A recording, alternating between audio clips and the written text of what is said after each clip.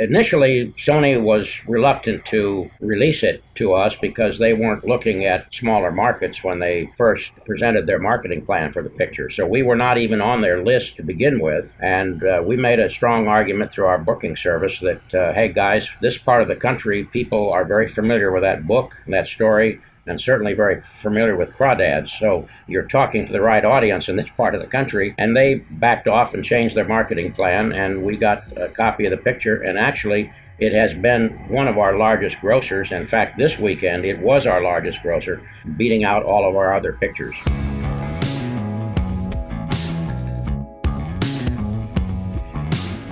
This is the Box Office Podcast. I'm Daniel Loria, the editorial director of Box Office Pro, the only publication in North America covering the world of theatrical exhibition.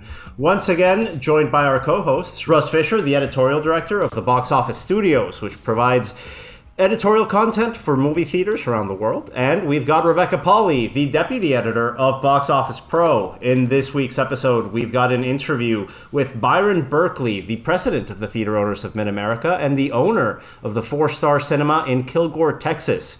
He's joined by Diane Feffer, the director of CineShow, the convention of the Theater Owners of Mid-America that is taking place in Dallas, Texas from August 22 to 24th. That's coming up in our feature segment, but we've got Russ and Rebecca here with me. And this week we've got the National Association of Concessionaires conference over in Orlando, Florida. Rebecca, you're going to be attending in person, so it's going to be an exciting bit of news that we're going to have on our website in the coming days. Do you guys have any favorite concessions, or what's your usual order at a movie theater? That's one of the reasons I'm excited to go to NAC, especially since, Daniel, as you pointed out before we started recording, the heat probably won't be a factor because everyone will be indoors for most of the time.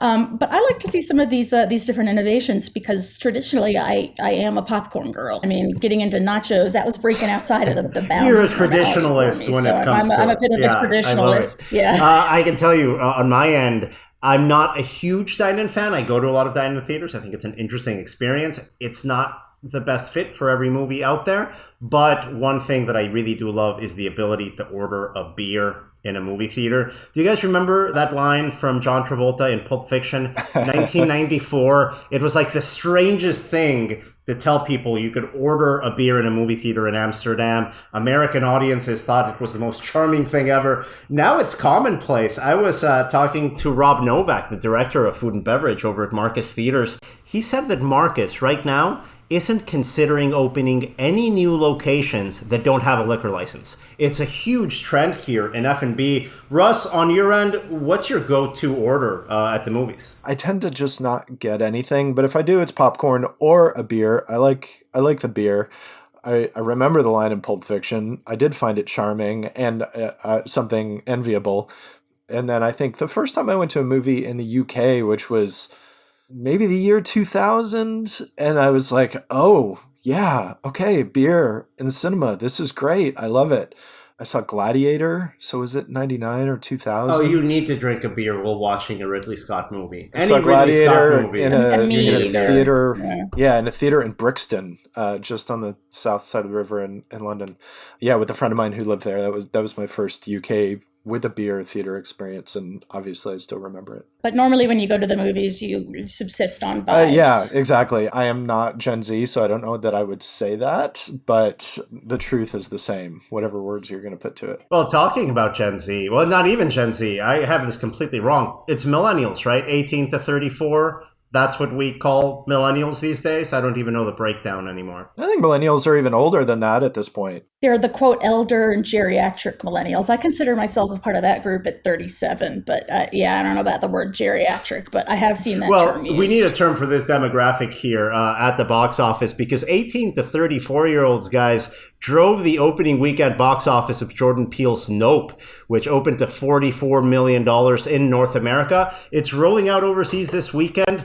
Like I said, 68% of the audience. That's a massive market share here. Something that we usually see for comic book titles, things like that. It's great to see that for an original film from a filmmaker like Jordan Peele. The other demographic breakdown here, 35 to 44, that geriatric millennial young Gen X spot, that was only 15%. and even lower for 45 plus, only 13% of the audience turning out for Nope. So it's an interesting development here as we see young people coming back to theaters, driving ticket sales. It's great to see when that's not tied to superhero movies. There's more out there. They appreciate original films. This weekend proved that. I'm hopeful for this one that we'll be getting some solid hold based on word of mouth because, Russ, I know last week we spoke about the marketing, how the first trailer very intentionally really didn't say anything about what the movie is. And the second trailer, it did reveal a plot point I would rather have not known beforehand, but I still feel like there's a real heart and there's a real emotion to this film that doesn't necessarily come through in the marketing. So hopefully some word of mouth will get going and some people from that older demo will show up as, I mean, I don't know, what else are they going to for the rest of the summer? Bullet Train? Maybe a while, yeah. One thing I would say is, bouncing off something you said, Daniel, is the idea that these figures that we're seeing are more akin to what we would typically see for a superhero movie or something like that. That it's nice to see these numbers for an original concept. And my argument would be that maybe Jordan Peele is among the few filmmakers whose name is kind of an IP. And I hate to reduce him to that because I think it is a reduction. But if you're looking at it just in terms of breakdown and the fact that big IPs like Marvel or something are driving audiences based not just on the marketing for a current release and interest in a current release, but also in the awareness of past releases and, a love for those franchises. I think what Jordan Peele has built with now 3 movies is very similar to that at the very least. I brought it up last week. There have been filmmakers working in this sort of elevated genre place that are able to successfully do that. We mentioned Shyamalan, we mentioned Steven Spielberg, Alfred Hitchcock, of course, building that blueprint of a brand name director working within a specific genre. I think Peele continues that, and that's not something that only appeals to older people. So this is a part that has always worked with audiences in the film industry, and we see young people still tapping into that, meaning there is a formula here that's worked for generations that still works. You have a filmmaker that makes original films that are exciting for mass audiences. Young people are still going to be interested in that no matter when they see it. And it's not only a mass audience that came out, guys. Jordan Peele is bringing in a very diverse audience. African American and Hispanic moviegoers combining to over half of the opening weekend box office in North America. 33% for African Americans, 20% for Hispanics, over-indexing in their respective market shares in relation to the population in the United States. Really positive results. The word of mouth, Rebecca, is going to tell us a lot of what happens in the coming weeks. What was the cinema score for this title compared to the cinema score for Peele's last effort, Us? So we're looking at a B cinema score here, both for Nope and for Us.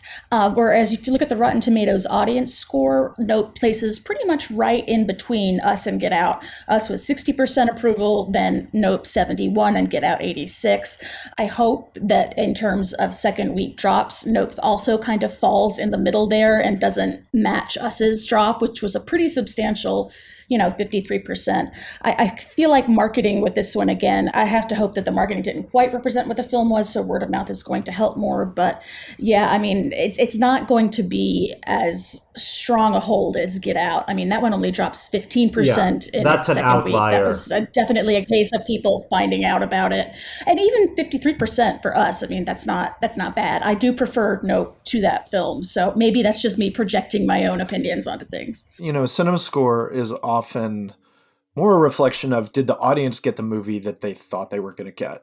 Or did they get the movie they wanted or that they had been led to expect? And that's where the marketing with Nope gets interesting, because it's like, well, did the audience expect more of an overt horror movie akin to Get Out and Us, neither of which are exactly overt horror movies, but did they expect something that leaned more horror? Or based on the more recent marketing, did they expect more of a sci-fi, aliens, UFOs thing? What was the disconnect there? And I'm kind of curious to know more about what generated that B cinema score. Because, that doesn't tell me that they didn't like the movie. That just tells me that they thought it was going to be something different. I mean, it's a sci-fi Western. I mean, it has horror elements, certainly, but in terms of genre, I would put it strongly in that sci-fi Western kind of period. And, it's redeemed the cinematic genre of cowboys and aliens. And Wild Wild West, don't forget. Hey, I'm here to defend. I saw the movie Cowboys and Aliens at a ComicCon screening. They did like a special screening. The first time they showed it to the public was at Comic-Con, which is like the most in the tank audience for that movie that exists. And it was a scary, quiet screening. Like that movie, Cowboys and Aliens, did not even play for that audience. Oh, no. And it was honestly, I wanted to leave. I just felt bad even being there. Yeah, it was really uncomfortable. I can't name too many sci-fi Westerns. I think Wild Wild West is another example of some things just didn't work. But Westworld, that's your high watermark. Tremors, I would argue. Tremors is another high watermark for a sci-fi Western movie. And looking at those comps that we mentioned a second ago, the benchmark here for a domestic run is $175 million. That's more or less what both Get Out and Us made through very different means. We had Us opening to 71 million. And that word of mouth really didn't help it push beyond 175 domestic. Get Out opened to 33 million and word of mouth pushed it to 176 million domestic. So we are aiming for that 175 million number. It's all going to go down to word of mouth because in the coming weeks here at the box office, guys, there's not going to be too much coming out that's going to compete directly with this movie. This weekend, we've got DC League of Super Pets. We are forecasting that to open between 35 and 45 million and probably playing out to between 115 and 160 million. That's going to be a nice $100 million plus potential title on the market. Really, beyond that, we've got one more title on the calendar that has $100 million earning potential. That's Bullet Train in early August. And there's nothing here that we think is going to surpass the $100 million benchmark at the domestic box office until Halloween Ends comes out in mid-October. New trailer for that coming out last week. I know we're all Halloween fans here. What were your reactions to it? Yeah, I'm curious. I've heard some things about this movie that make me wonder like what the real thrust of it is going to be, and I don't think that's very much reflected in the trailer. So I don't know. I'm going to watch it day one. I'm absolutely there.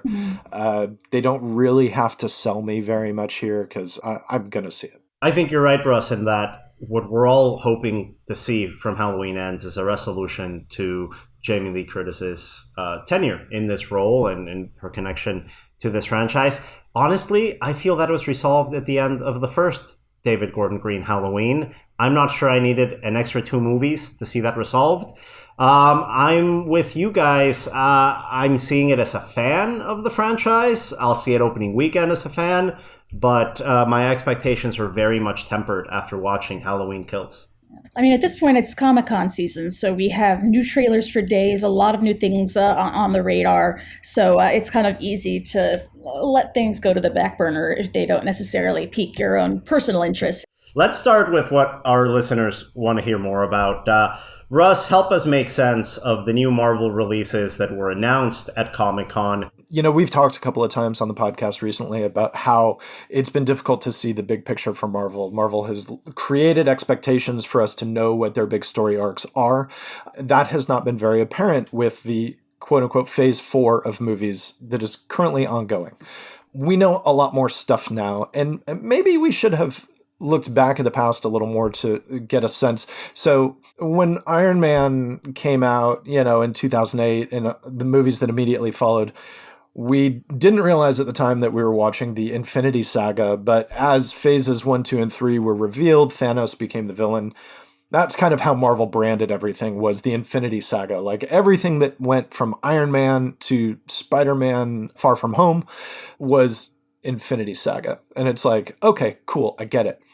So the important thing to know here is that the next set of movies, which encompasses the phase 4 that we're watching now, and then like the next 10 or 12 movies that are coming out, is called the Multiverse Saga. And the implication there is that the Multiverse Saga has an ending, which also implies that all of this multiverse stuff that we've been watching for a little while is also going to come to an end. Marvel's going to pull back on a lot of that, which is smart because you can't do that forever. Like, it's a great tool. It's a thing that you can have fun with, but every comic book publisher that has tried it has found that over time it just becomes this giant weight of storytelling editorial that has to be managed. And Marvel and DC, major publishers both, have multiple times expanded into these multiverse things, and then multiple times they have crushed it all back down to a smaller thing. So that is what Marvel seems to be ultimately planning. So it looks like here we have Blade coming out November 3rd, 2023. The following year, we have a new Captain America movie, a New World Order, a Thunderbolts movie. I gotta say, Daniel has put in the podcast notes here, quote, something called Thunderbolt. And then we have 2 new Avengers movies, one in 2025 called Avengers: The Kang Dynasty. And then it looks like the film that everything is leading up to is the 2025 release of Avengers: Secret Wars. Russ, I know that is a huge milestone kind of comic arc. It's a name that I've heard of. What is can you give us some context to what this is and what it may mean towards the films leading up to it? Well, okay, first off, so we're in phase 4 right now. Phase 4 ends with Black Panther, Wakanda Forever, which we kind of, but not necessarily knew prior to that, which tells you that Wakanda Forever is probably going to have a lot of stuff going on, which we could have assumed, but you didn't know for certain. Phase 5, the next one, ends with Thunderbolts, something called Thunderbolts.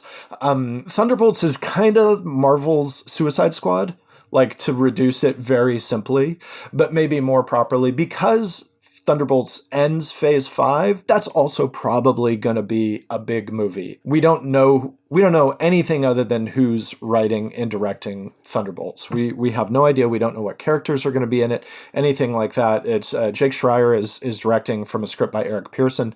Eric Pearson has written other Marvel movies like Thor Ragnarok. And so it's like, okay, they're leaning on somebody who's done a bunch of their stuff. And then phase 6 begins with Fantastic Four, which is called Marvel's First Family. It's going to be the 4th take on Fantastic Four, but maybe Marvel can get it right. And then, yes, we go to the Kang Dynasty and Secret Wars. So Secret Wars, in 1984 and 1985, Marvel did its first big company-wide crossover, which was Secret Wars. Is where things like Spider-Man got his black costume, which ultimately led to Venom. That happened in Secret Wars. Secret Wars was basically an all-powerful being called the Beyonder. Yes, that was the name. Basically, kidnapped a whole bunch of heroes and villains, created a place called Battle World, and made them fight. Like, it was really, can we sell some toys? It was kind of what Secret Wars was. The Beyonder became this weird character that Marvel never quite knew what to do with. A few years later, they did Secret Wars 2, where the Beyonder was incarnated as a tall white dude with a perm and the sort of like very 80s all leather outfit where it's kind of like an extra in a Michael Jackson video. Like if he was on the side of the Beat It video, you'd be like, oh yeah, that's the Beyonder. Ultimately, then they did a Secret Wars in 2015, which was like, the Beyonder had shifted to the Beyonders by that point. You don't really need to know. It doesn't matter. Even Marvel doesn't like the Beyonder because it's like, this character's a mess. It's not even a character. It's more of a reason for a thing to happen. What you need to know about Secret Wars is that ultimately it was Marvel's tool to pull back and to take all of this multiverse stuff that they had created and like crush it and get rid of a bunch of it. It's an opportunity to kill some characters, and it's that they're like, this isn't really working. It's an opportunity to rewrite some origins. It's a reset point. And afterwards, what are things going to be like?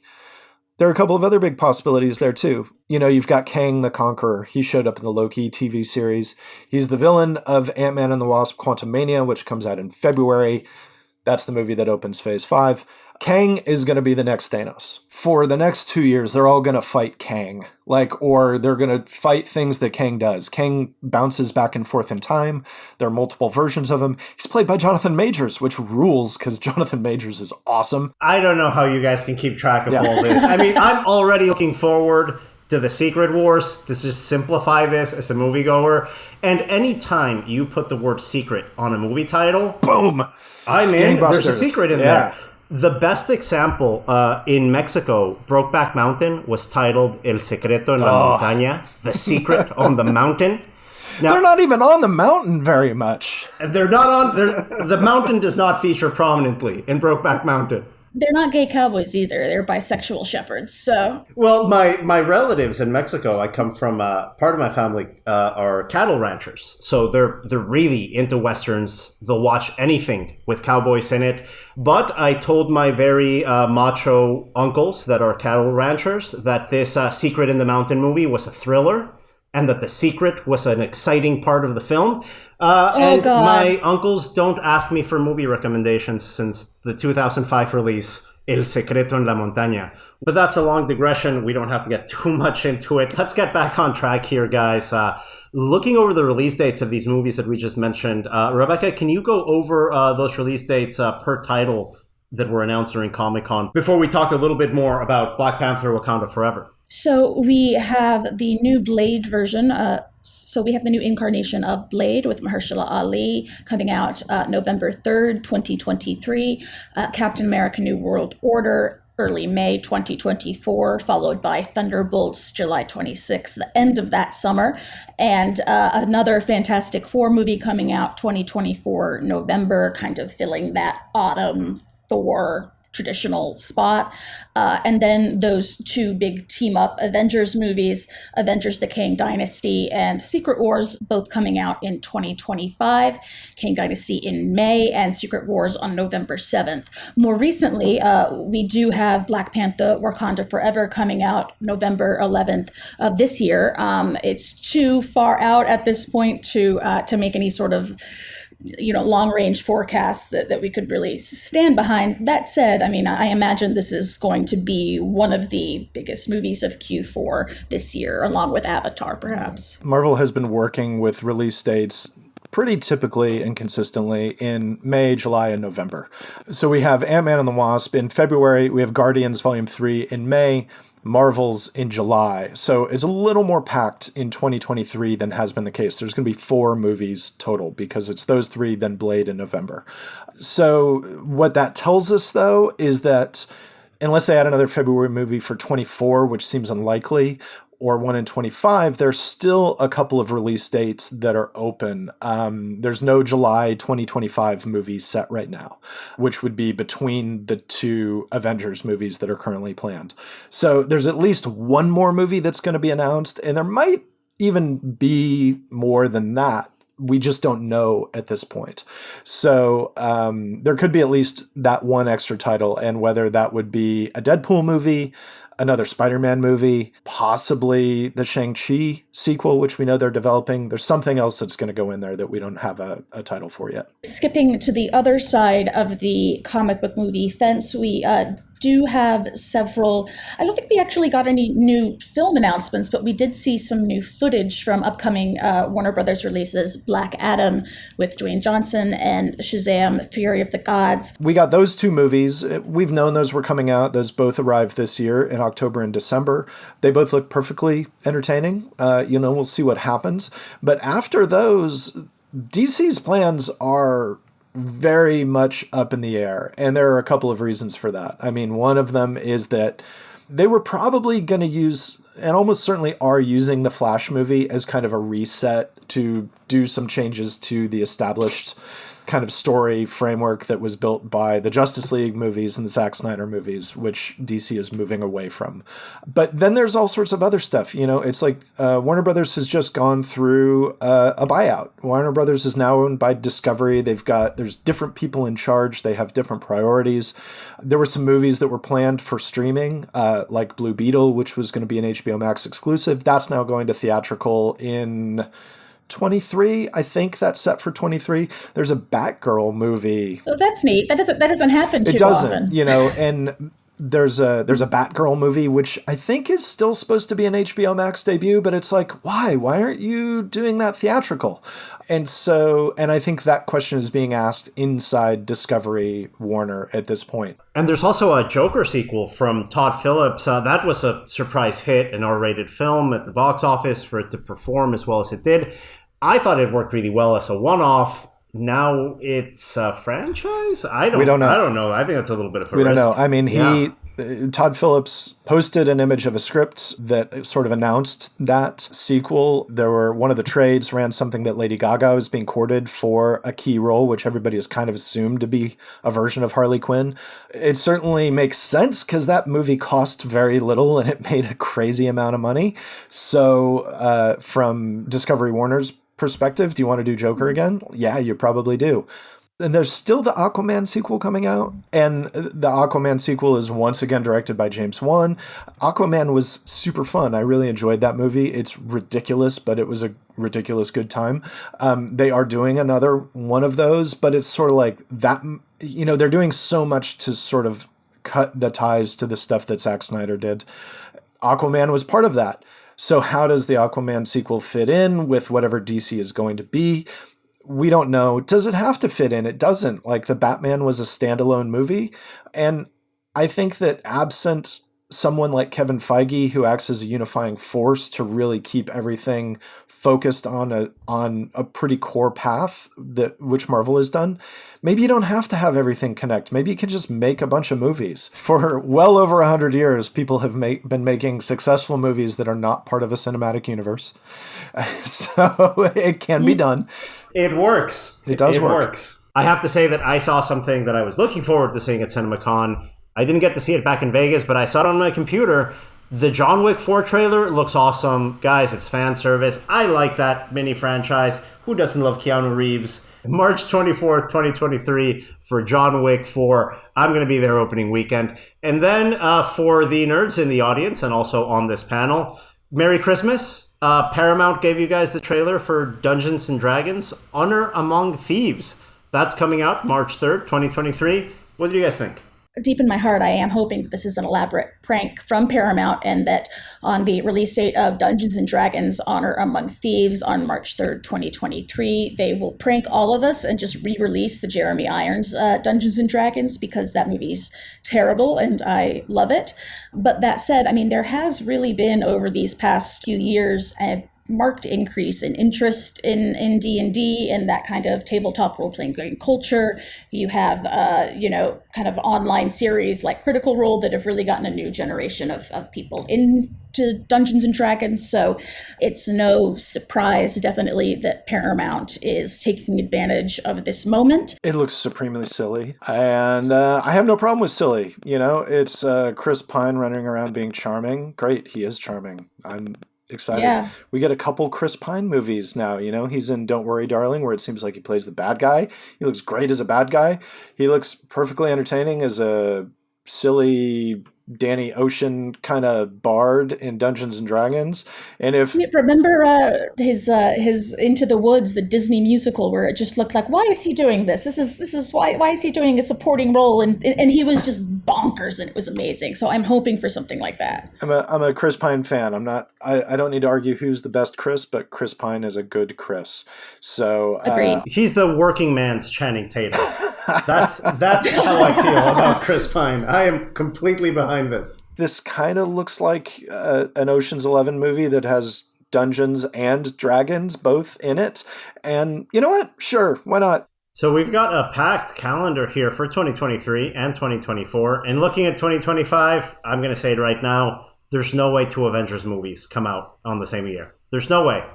You guys can call me out 2 years from now, but I'm just looking at that schedule. One of those Avengers movies gets pushed back to 26 at the very least. It just makes business sense. Well, Russ, Rebecca, thank you so much for joining us again here on the Box Office Podcast. Up next, we've got the feature segment of this episode. We've got an interview with the organizers of CineShow, the regional convention of the theaters owners of Mid-America, which is taking place in Dallas from August 22 to 24th.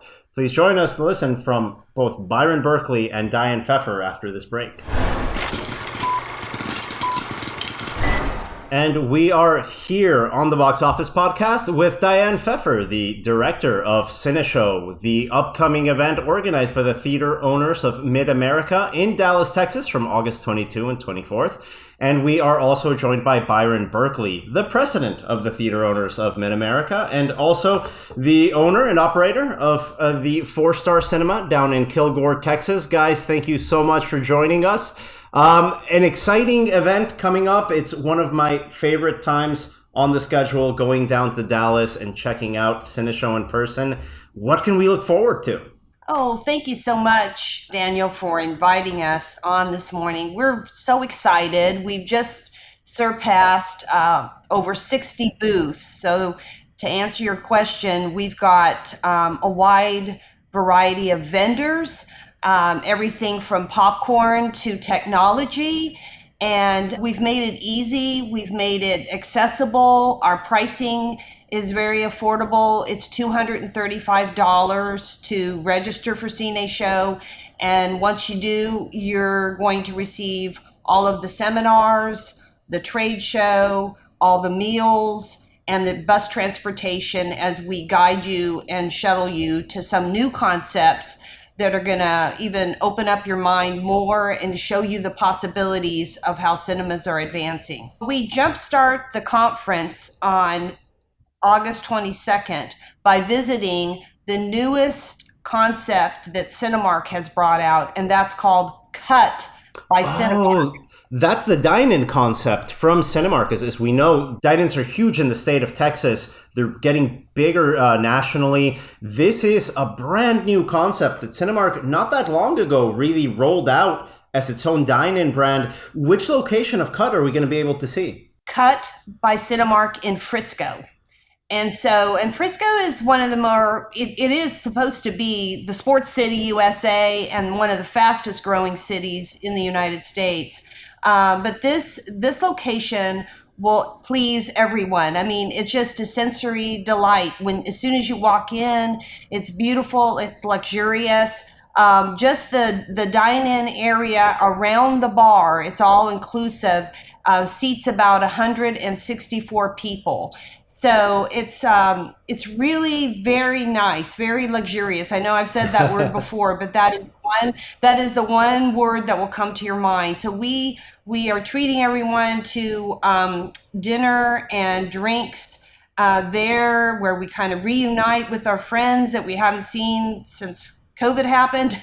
And then we're going to go into the auditorium and experience a screening. Diane, you might want to mention to Daniel also, just as a little insight, a little trivia thing, that this theater is right almost next door to the new PGA headquarters, which are being constructed in that area. Oh, so nice. It's right in the middle of that facility almost there, which is going to be a nice addition and certainly will help the theater, I'm sure, once they get up and running. Hey, dinner, movie, and the driving range, that sounds like a really good deal. You know, that's a nights out. The theater is very well positioned, and it's brand new. You can charge your electric vehicle outside if you want to.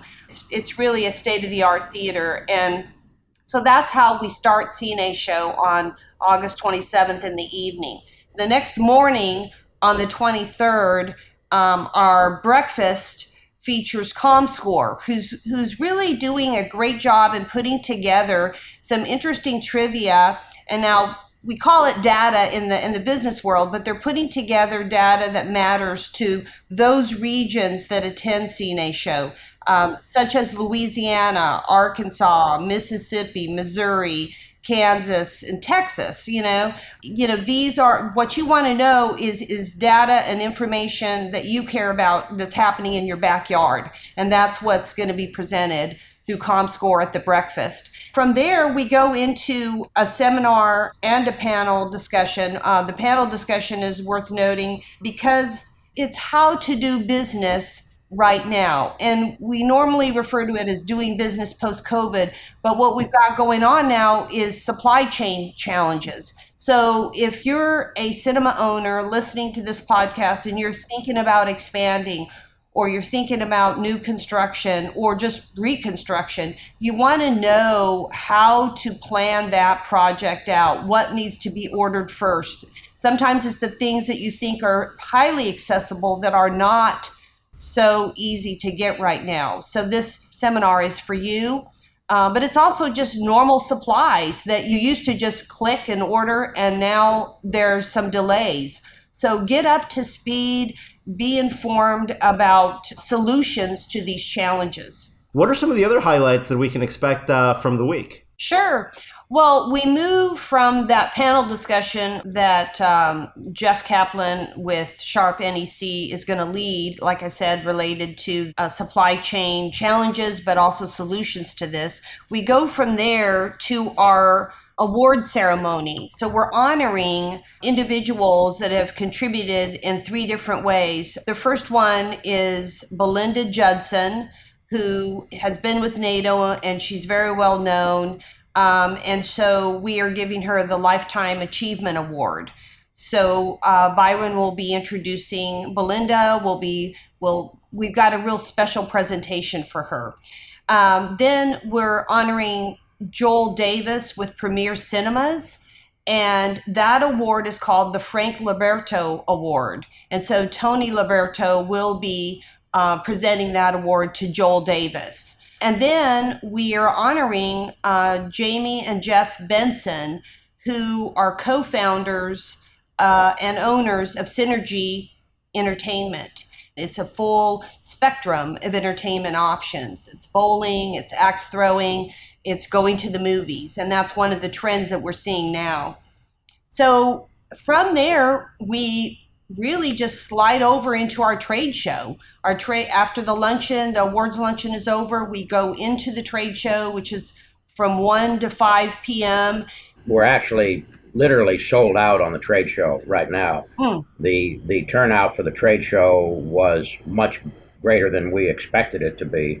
So that's very encouraging. We were a little, initially concerned that a lot of the suppliers would not be willing to make the trek to Dallas at this point because of the uncertainty of the business, but that doesn't seem to be the case at all. There's tremendous support for the trade show. So we've got a full house, and we're very excited about that. Now, Byron, you're an exhibitor yourself. You've got a theater in Kilgore, Texas. That's on the drive between Shreveport, Louisiana, and Dallas. So you're in a small town there, right in the middle of the state. What can you tell us about that recovery? Because we've heard a lot from big circuits. We've heard a lot from art houses and urban centers. What's the hometown cinema like, the 4-star cinema over in Kilgore, Texas, looking like right now after the pandemic? Well, right now we're blessed that we survived the pandemic, of course, as everybody is, but I guess timing is everything. But just prior to the onslaught of the pandemic, we converted this theater to all recliner seating. In fact, we just finished the conversion when the state notified us that we had to close.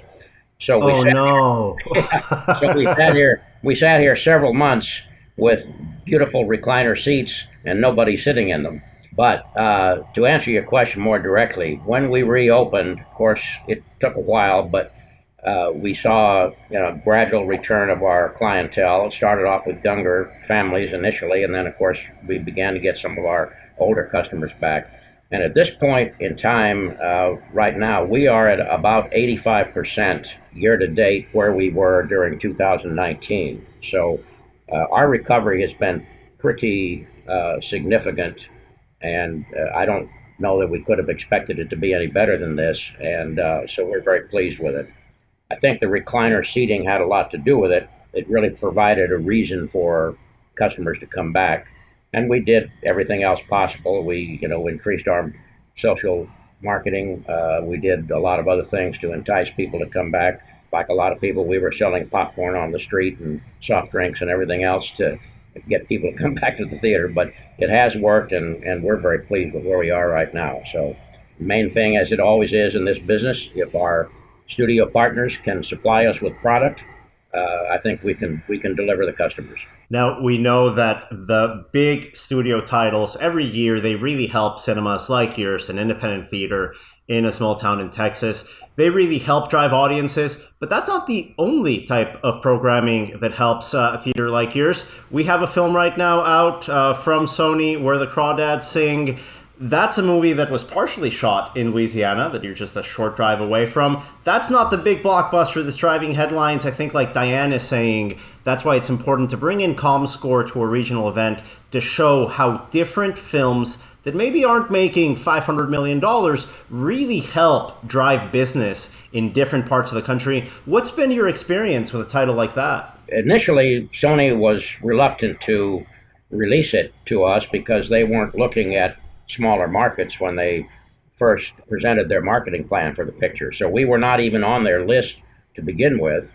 And we made a strong argument through our booking service that, hey guys, this part of the country, people are very familiar with that book, that story, and certainly very familiar with crawdads. So you're talking to the right audience in this part of the country. And they backed off and changed their marketing plan, and we got a copy of the picture. And actually, it has been one of our largest grossers. In fact, this weekend, it was our largest grosser, beating out all of our other pictures. So it was very, very pleasing to see that kind of an audience. And it's an older audience, largely female, which is also encouraging because that was an audience that was always a little bit reluctant to return to the theater. So when you give them a picture, as they have in this case, as Sony has, they come back. So that's very encouraging. That's such an important point and a great example of how exhibition needs a diversity of content from the studios. We know you guys are going to hit it out of the park whenever they give you a Spider-Man, whenever they give you an Iron Man, a big superhero. But hey, you still have people in your community that want to see different films. You don't have the data to back it up until you get those films. I'm really happy that you were able to get a title like Where the Crawdads Sing, and you can come back with the numbers to prove why you're as important as one of the top markets, one of the top DMAs in the nation when it comes to a release strategy. These are movies that should hit every single community in the country. Really glad to hear that that's the case down in Kilgore, Texas. So Byron, looking at this event that you help oversee here in Dallas, CineShow, that brings in a lot of exhibitors from that region in the center of the country, what are your main priorities going into CineShow 2022? What are you most excited to find out from your perspective? I don't know, Daniel, that there's any one thing. I've been so involved with this thing for so many years that I have such a broad involvement in it, it's hard to answer any one particular question about it. The main concern I have is that we can deliver to our members some knowledge that they can take with them when they leave and say, hey, I learned something at this show that I can apply in my theater, even if it's just one item. If I can take this home and apply it and it improves my operation or improves my bottom line, whatever, then that's what I'm looking for. Now, my goal in this whole show, which we've been involved in, this show is now 24 years old. We started it in Dallas in, 1998, I guess it was, in Dallas, which at that time was NATO of Texas. And then we branched out and merged with the other states. But if we can deliver something of value to each person attending that show, and that's accomplished, then we'll be very happy with it. And as Byron said, there is something for everyone. If you are a cinema owner and you're thinking about introducing gaming into your theater, there'll be a seminar for that. We have Rick Starr with Sandbox, and he'll be explaining exactly how you first start out, how you can test it in your theater, and not just information that you need, but also the equipment that you need to launch it. And that'll be at Flicks Brew House. That's our other offsite meeting that we're going to. And Flicks Brew House is based in Texas. Its concept is a brewery inside of a cinema. So that's very different as well. And so then our party of the on Tuesday night is being sponsored by Influx Worldwide. And then if you want more of information about payments and more technical information about, hey, how do I set up, the correct passwords and so that they're not hacked, just speaking bluntly, we've got Wynn Salich, who's going to give just an excellent detailed how to do it and leave you with sites to go to for even more information. And then we've got Rich Dotrich with the ICA president. He's going to speak all about plans that are in place to strengthen independent cinema. So that speaks directly to our audience. And that's why we've organized it this way, is what does an independent cinema need? And so we end our last seminar that we're having is called Mavericks and Mustangs. And it's kind of an interesting term, given that, we have people out there that are starting new concepts, such as Look Cinema, such as David Farr from Jackson, Mississippi, who renovated a very old theater. It was opened originally in 1920, and he renovated a theater in Jackson, Mississippi. And we're going to see kind of the challenges he went through, but also he exhibited, in my opinion, someone who knew what his strengths were and knew the areas that he needed help. And that's always a good model for other people to look at. This will be really the first time in, 2.5 years that independent exhibitors, and for that matter, circuit exhibitors, who we have many attending, have really had a chance to get together, not only socially, but also just to interact, on business issues for a couple of days, to really share a lot of information. And I think that's going to be a very helpful outcome of this, that all of these theater owners, operators, and managers can get together and really talk about all the things that have occurred over the last 2.5 years, how they've addressed them and how they've resolved them. And I think that's going to be a major benefit of this show. Where can people find more information on the show? If they're looking to register, if they're looking to sponsor, where can they head over? Simply visit the show website, which is CinéShow.org. And I'll spell that out for you. It's CineShow.org. And on that site, there's 2 important buttons. One is a register button, and that'll lead them right to the portal where they can register for $235 per person. And then that, again, that price is inclusive of everything that the show entails. And then the other important button is our show schedule. And that's a blue button. They click that and they can really see, hour by hour what we'll be doing and where we'll be going. We'll have a show app as well. And I do want to let people know that the show app is being developed by Theater Toolkit, and we'll be putting that on our website this week. They can download that, and the app will really help you navigate through the show as well. Fantastic. Well, I'm really looking forward to being there. Box Office Pro is a proud media sponsor of CineShow. We love supporting all the regional conventions out there. So if you're going to be out there in Texas from August 22 to 24th, I'll be there as well. Come say hi. Byron, Diane, thank you so much for joining us. Thank you. Appreciate it very much.